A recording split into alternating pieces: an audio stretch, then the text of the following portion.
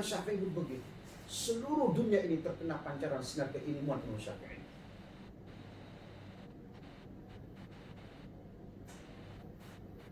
Kemudian Imam Syafi'i pindah ke Mesir sampai wafat beliau di sana. Kuburannya ma'ruf, terkenal di Kairo. Meninggal tahun 204 Hijriah atau 820 Masehi. 820 Masehi. Pada usia 54 tahun. Wa kana Syafi'i syadidad dzaka. Imam Syafi'i itu sangat cerdas sampai syadidad dzaka. Dzaka itu cerdas, syadid itu sangat brilian. Masya Allah, otaknya otak komputer. Masya Allah, cerdas. Ya Allah, otak bisa cerdas sepertinya. Karena Syafi'i syadidad dzaka, rajihal aql, tabdu alaihi syaja'ah wal farrasah. Imam Syafi'i itu pemberani, ahli menunggang kuda. Hoki itu namanya, hoki. Ya, hoki, penunggang kuda, hoki. Wa kana min ahdaqi Quraisy birramy. Imam Syafi'i itu salah seorang ahli panahnya Quraisy yang hebat. Jitu. Kalau memanah benar-benar pas. Ahli panah juga. Ahli menunggang kuda sambil memanah. Imam Syafi'i itu belajar sampai mahirnya, sampai terkenal beliau ahli penunggang kuda, ahli memanah juga.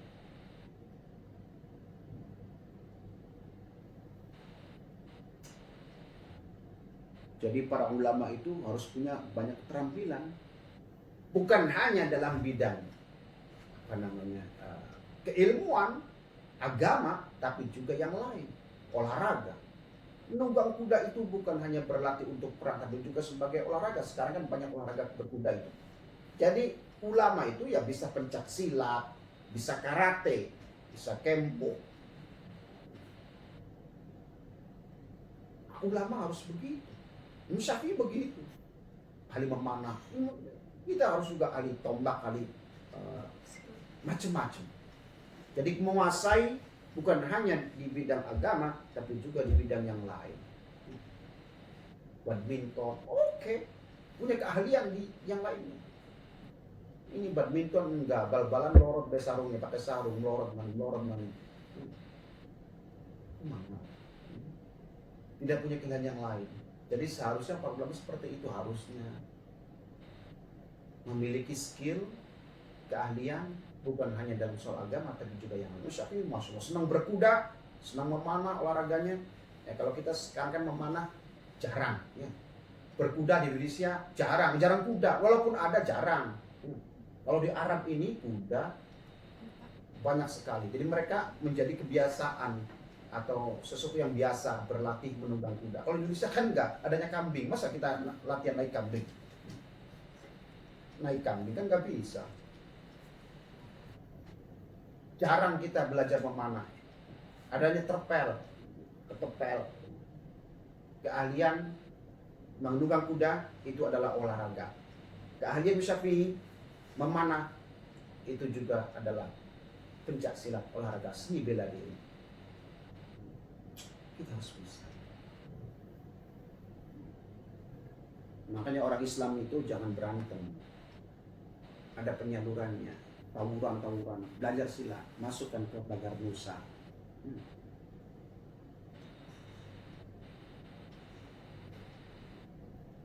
Lanjut.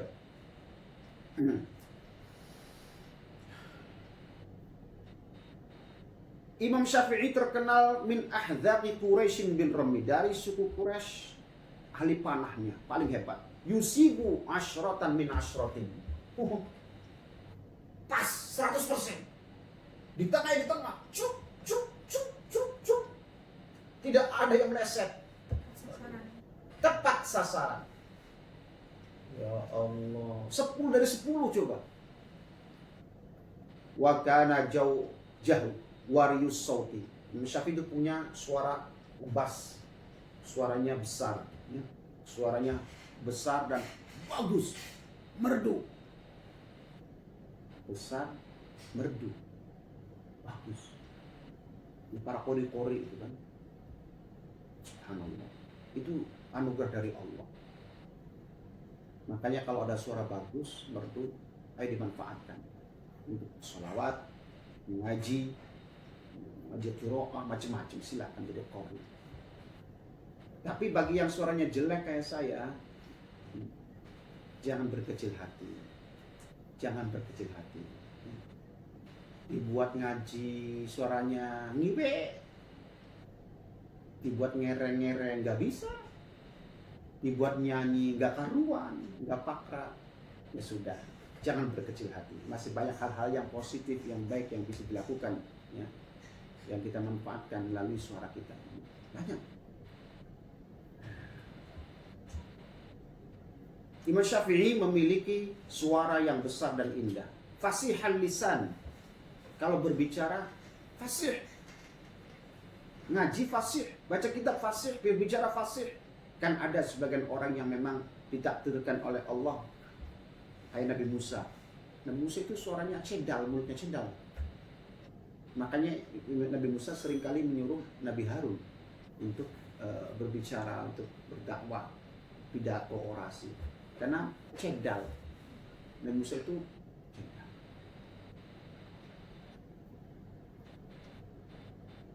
Karena dulu Nabi Musa itu pernah dicoba oleh Fir'aun kan, makan bara api kan, sehingga terluka lidahnya sehingga membuatnya cendal. Dan kita juga banyak nih dalam di pondok misalkan ada orang yang teman-teman yang punya lidahnya agak pendek sehingga membaca Quran tidak bisa fasih, tidak bisa sempurna. Alhamdulillah. Imam Syafi'i ini mempunyai lisan yang fasih, suaranya bagus, merdu, Masya Allah, akalnya cerdas, Gusti Allah. Dari keturunan Quraisy, kumpul kabeh ilmunya, Masya Allah. Kalamuhu hujjatun fil lughah, ahli bahasa. Ahli bahasa, ahli grammar. Syafi'i. Wa kana sya'iran. Beliau bukan hanya seorang al-faqih, seorang usuli, tapi beliau juga seorang ahli syair.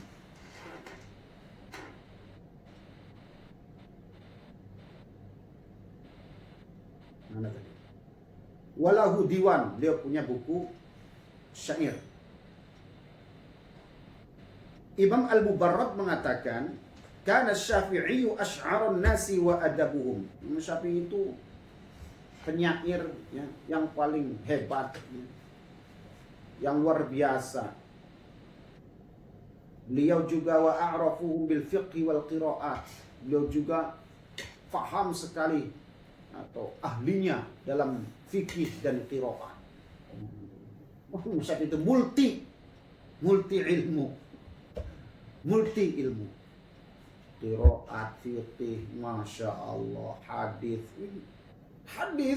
Sebelum munculnya ilmu mustalah al-hadis, miturut Imam Subhi Soleh, seorang doktor, guru ilmu hadis di Beirut.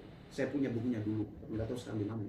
Beliau mengatakan dalam buku itu, Imam Syafi'i itu sebelum munculnya ilmu yang kemudian menjadi ilmu hadis atau ulumul hadis wa mustalah al-hadis, Imam Syafi'i sudah berbicara tentang ilmu itu. Walaupun masih sederhana, tapi beliau sudah ada kalimat-kalimat atau bahasan-bahasan tentang ilmu hadis. Belum ada yang namanya buku mustalah al-hadis. Setelah itu baru muncul. Imam Syafi'i sudah mulai mengenalkan itu, tapi belum dibukukan, belum ada. Yang cikal bakal pada akhirnya kemudian menjadi ilmu mustalah al-hadis.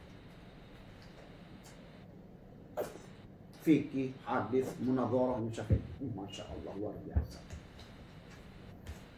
Wa jama'a Syafi'i baina fiqh al-Hijazi wa fiqh al-Iraq. Imam Syafi'i itu mengumpulkan dalam mazhabnya ya, yang pada akhirnya menjadi pegangan ulama-ulama Syafi'iyah, kumpulan daripada fiqh Hijaz dan fiqh Iraq. Wa waffaqa baina madrasatul hadis wa madrasatul ra'yi. Kemudian perpaduan antara madrasatul hadis dan madrasatul ra'yi. Madrasatul hadis beliau ambil dari Imam Malik, Madrasatul Ra'i beliau ambil dari Imam Muhammad bin Hasan Asy-Syaibani, murid Imam Abu Hanifah.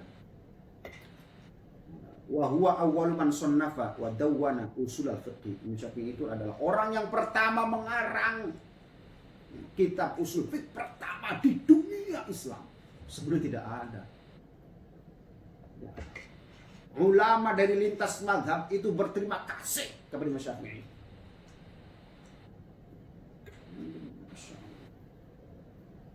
Sebelumnya para ulama itu keder. Kalau ada umat bertanya yang di situ ternyata tidak ada di Quran dan hadisnya, gitu. Kejadian tidak ada zaman Nabi. Mereka bingung dari mana jawabnya. Nah, itulah Imam Syafi'i. Imam Syafi'i membuat metode, uslub, cara bagaimana istinbatul hukum, mengambil atau memproduk hukum yang diambil Quran dan Sunnah, yang dimana secara realnya tidak didapatkan di Quran dan Sunnah. Imam Syafi'i ijtihad, ya, ijtihad, kemudian memproduk atau menghasilkan sebuah hukum, menyimpulkan sebuah hukum, ya, yang tetap saja usulnya, dasarnya, sumbernya dari Quran dan hadis. Kita tahu bahwa Al-Quran dan hadis itu sumber dan dalil hukum. Kalau ijma' qiyas itu adalah dalil hukum yang mengambil dari dua sumber utamanya, yaitu Quran dan Sunnah. Makanya Imam Syafi'i, kata para ulama, sebelum Imam Syafi'i datang ke Baghdad, ke Irak ini, kami itu kesulitan menghadapi pertanyaan masyarakat, pertanyaan kaum muslimin, yang ternyata pertanyaan itu, kejadian itu, masalah itu tidak ada di zaman Nabi. Kami kesulitan menjawabnya. Tapi ketika Imam Syafi'i datang, kemudian menawarkan ilmu usul fiqh, ar-risalah, kami terbuka sekali, masya Allah, luar biasa, sehingga kami bisa menjawab pertanyaan-pertanyaan yang muncul dengan ilmu yang dibuat oleh Imam Syafi'i, ilmu usul fiqh yang kemudian namanya seperti itu. Kitabnya namanya ar-risalah, sangat sederhana tapi itu luar biasa, yang mengilhami berbagai ulama untuk membuat karya-karya ilmu usul fiqh. Imam Syafi'i muassis pertama ilmu usul fiqh di dunia Islam. Wa kataba fihi ar-risalah al-masyhurah allati asbahat al-umdah wal asas fi ilmi usul fiqh. Kemudian beliaulah yang menulis kitab ar-risalah yang masyhur, yang populer, yang kemudian menjadikan tiang, sanggaan, dasar, asas, sandaran di dalam ilmu usul fiqh. Qala al-Imam Ahmad bin Hanbal radhiyallahu anhu. Imam Syafi'i itu adalah, seperti yang sudah saya sampaikan, ibarat matahari di dunia ini kepada anak yang namanya Abdullah. Ya anakku, Imam Syafi'i itu ibarat matahari. Ada enggak yang bisa menggantikan cerahnya sinar matahari dunia ini? Enggak ada kan? Saking hebatnya Imam Syafi'i. Sulit untuk mencari tandingan, sulit untuk mencari pengganti Imam Syafi'i ini. Itu kata-kata Imam Ahmad bin Hanbal, muridnya kepada Imam Syafi'i. Imam Syafi'i itu adalah seorang hafidhan lil hadis wa muhadditsan. Imam Syafi'i itu adalah seorang al-hadis. Dalam dunia hadis, ya, predikat tertinggi itu namanya al-hafidh. Bukan Qur'annya. Al-hafidh itu adalah betul-betul orang yang bukan hanya hafal hadis, memahami seluk-beluk hadis. Imam Syafi'i itu al-hafidh, kemudian muhaddits. Nah, yang kedua itu, tingkatan yang kedua adalah muhaddits. Muhaddits itu di bawah al-hafidh. Dalam dunia hadis, ya, muhaddits itu masih di bawah al-hafidh. Tingkatan tertinggi namanya al-hafidh, kemudian al-muhaddits. Imam Syafi'i itu ada al-hafidh, muhaddits. Dalam Imam Muslim, Imam Syafi'i juga disebutkan Ashabus Sunan Al-Arba'ah, An-Nasai, At-Tirmidzi, Abi Dawud, Ibnu Majah juga terdapat di sana. Mengambil riwayat Imam Syafi'i juga ada. Wa kana yastaghilu bit-tadris wal ifta' wat tasnif fi kulli makan halla fihi. Imam Syafi'i itu sibuk dengan mengajar di manapun, ya. Bit-tadris wal ifta', berfatwa, wat tasnif, mengarang, ya, fikul limakan di tempat dimanapun Syafi'i tidak lepas dari yang namanya mengajar, terus berfatwa, mengarang buku, ngajar ibadah, ngajar mulang, ya, dakwah, berfatwa, ngarang buku, kitab, sholat, baca Quran. Syafi'i kebiasaannya itu baca Quran sehari sekali, setiap hari, sehari khatam. Khususnya di bulan Ramadan sehari semalam 2 kali. Kalau Ramadan 60 kali. Imam Syafi'i Ramadan, setiap Ramadan 60 kali khatam. Sehari semalam 2 kali. Kalau hari-hari biasa di luar Ramadan sehari sekali khatam. Coba bayangkan, sehari untuk Qur'annya saja waktunya berapa coba? Berapa jam? Imam Syafi'i satu hari, setiap harinya satu khataman. Belum at-tadris. Imam Syafi'i itu kalau pagi habis subuh nih tidak pulang ke rumah sampai jam 11-an sebelum zuhur. Yang ngaji 4 kelompok. Imam Syafi'i ini kebiasaannya. Fiqh, hadis, Quran, dan munadharah. 4 kitab ini munadharah itu saling dialog. Datang ini pulang, rombongan ulama datang lagi, ngaji kitab ini pulang, ganti yang ngaji fikih, ngaji yang ilmu Quran. Jadi dari subuh tidak beranjak pulang ke rumah sampai menjelang subuh baru pulang ke rumah. Coba tidur kailulah sebentar sebelum zuhur, bangun zuhur ke masjid. Itu waktu jelas habis untuk pagi sampai zuhur untuk ngajar. Kita sudah sampaikan tadi, Imam Syafi'i punya kebiasaan sehari semalam 1 kali khatam. Belum macam kan? Belum mengarang kitab. Masya Allah. Kapan mau Facebookan ke sekarang kayak kita? Kapan mau main game? Kapan kita sama main TikTok? Ada waktunya habis semua untuk Quran, pengajar, ngarang buku, zikir, tahajud, Syafi'i. Waktunya habis untuk ilmu, untuk Allah, untuk umat. Kita habis untuk tidur dan main game. Bukan kayak saya.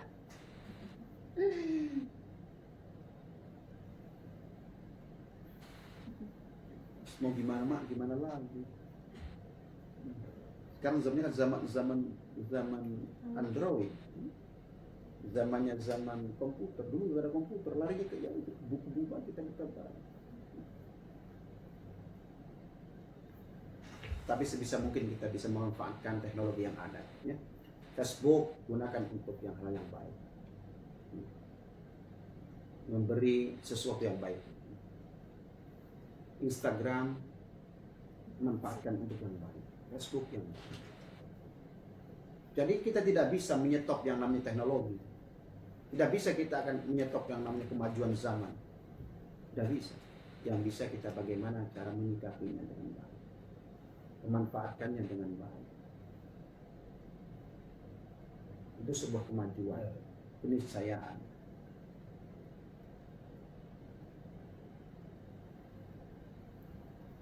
Ya, yang namanya teknologi itu kalau kita bisa memanfaatkannya ya akan baik untuk kita. Kalau tidak, ya, coba saya sendiri misalkan pengen mendownload kitab buku, ya Allah, sangat mudah. Dalam beberapa menit sudah mempunyai kitab sekian ratus, sekian ribu kitab. Dan itu bisa dibaca setiap saat, bisa dibuka setiap saat. Untuk membeli kitab, ribuan kitab itu duitnya harus sekarung-karung. Tapi dengan teknologi, Masya Allah, itu sisi baik positifnya. Kemajuan itu pasti akan membawa perubahan, tapi harusnya kita bisa menyikapinya sama. Ya untuk jadi semakin praktis. Dulu kita itu di kampung, kayak saya ini, ya, di kampung saya, di kampung itu. Kalau mau masak nasi, cari kayu bakar. tungku, pakai kayu bakar dulu, kayu bakar dulu untuk bisa makan itu. Pakai dangdang, meningkat, pakai kompor, muncul teknologi baru. Setelah kayu kompor, tau kompor nggak? Yang pakai sumbu itu, ada kayunya, pakai minyak tanah, muter itu. Orang mulai berpikir maju. Akhirnya kita tidak perlu lagi kemana-mana nyari kayu bakar, lebih praktis. Kompor hilang, datang gas. Kompor gas sistemnya. Lebih cepat lagi, lebih praktis lagi.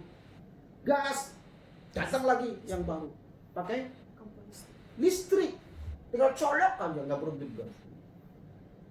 Dulu kita pakai panci masak nasi. Sekarang magic tom, magic jar. Tinggal pergi, matang sendiri. Nikmat sekali. Teknologi.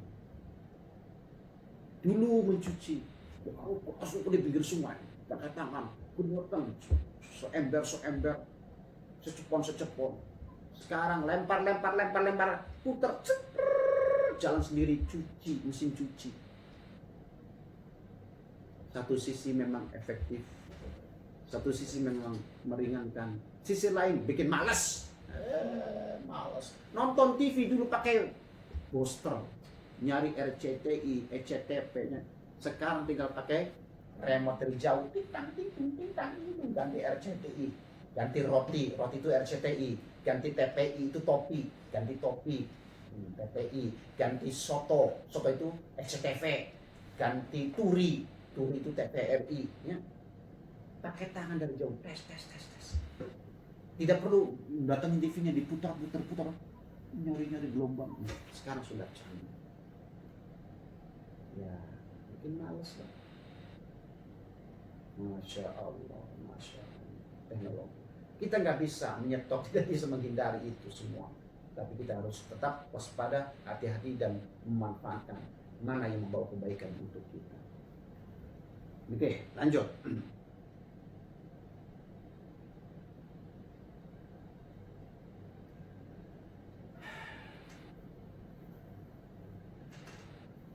Imam Syafi'i mempunyai banyak murid yang pada akhirnya menjadi ulama besar dunia yang ikut membantu menyebarkan mazhab Syafi'i di berbagai wilayah di dunia ini.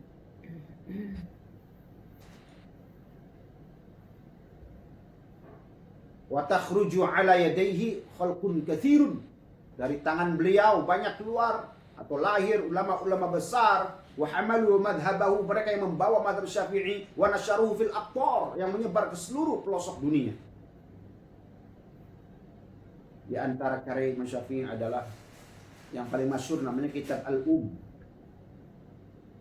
Kemudian yang dicetak yang ada di rak buku itu yang saya beli 7 jilid. Al-Um. Kemudian Al-Hujjah. Al-Hujjah ini fikih Imam Syafi'i yang isinya adalah pendapat Imam Syafi'i yang lama, yang disebut dengan qaul qadim. Qaul qadim dan ada qaul jadid. Qaul qadim itu pendapat Imam Syafi'i yang dibukukan oleh murid-muridnya di Baghdad, di Irak. Setelah Imam Syafi'i pindah ke Mesir selama 4 tahun sampai wafatnya, beliau kemudian ada beberapa pendapat beliau yang di qaul qadim direvisi, ditajdid, di-renew, ya. Kemudian ada namanya qaul jadid. Dan qaul jadid ini mayoritas yang menjadi pegangan ulama-ulama Syafi'iyah. Walaupun ada beberapa saja masalah yang ulama-ulama Syafi'iyah lebih memilih pendapat Imam Syafi'i di qaul qadim. Ada beberapa saja, tapi mayoritas ulama-ulama Syafi'iyah berpegang pada qaul jadidnya Imam Syafi'i. Karena memang itu hasil revisi, hasil peninjauan kembali pemikiran-pemikiran beliau ketika beliau berada di. Kalau jadi sama qaul qadim apa bedanya? Bedanya itu qaul qadim itu adalah pendapat Imam Syafi'i yang sudah dibukukan oleh murid-muridnya yang dibuat di Baghdad. Setelah itu kan Imam Syafi'i pindah ke Irak, ke Mesir. Kemudian beliau meninjau kembali pemikiran-pemikirannya dan banyak yang direvisi oleh beliau, pendapatnya sendiri diperbaharui. Mungkin beliau menemukan pengalaman baru, ilmu baru gitu, perenungan baru, akhirnya ilmu baru muncul, akhirnya diperbarui. Nah, akhirnya Imam Syafi'i muncullah buku-buku baru Qaul Jadid ya di Mesir, yang ini isinya adalah pendapat Imam Syafi'i yang baru. Pendapat lamanya tidak dibuang, ada namanya Qaul Qadim namanya. Nah, ulama-ulama Syafi'iyah itu banyak yang mengikuti Imam Syafi'i di Qaul Jadid yang namanya hasil revisi kan, hasil tajdid kan, itu dia lebih hot, lebih grass dan lebih kuat hujah-hujahnya. Makanya mayoritas ulama Syafi'iyah mengikuti Imam Syafi'i di Qaul Jadidnya. Ya, ada sih beberapa hal masalah dalam Syafi'i ya. Ulama Syafi'iyah sebagian ya, tidak semuanya, ada yang mengikuti pendapat Imam Syafi'i yang berada di Qaul Qadim. Imam Syafi'i karangan yang lainnya adalah kitab Al-Musnad Asy-Syafi'i. Saya punya di situ disyarahi oleh Imam As-Subuki, ada 4 jilid, yaitu kitab syarahnya Musnad Imam Syafi'i.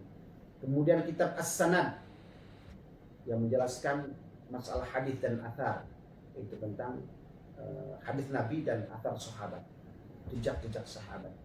Kemudian ngarang lagi kitab namanya Ikhtilaful Hadis, kontradiksi hadis. Kemudian kitab Ar-Risalah, kemudian Ibtalul Istihsan, kemudian Jima'ul Ilm dalam usul fiqhnya dan lain sebagainya. Mungkin sampai di sini dulu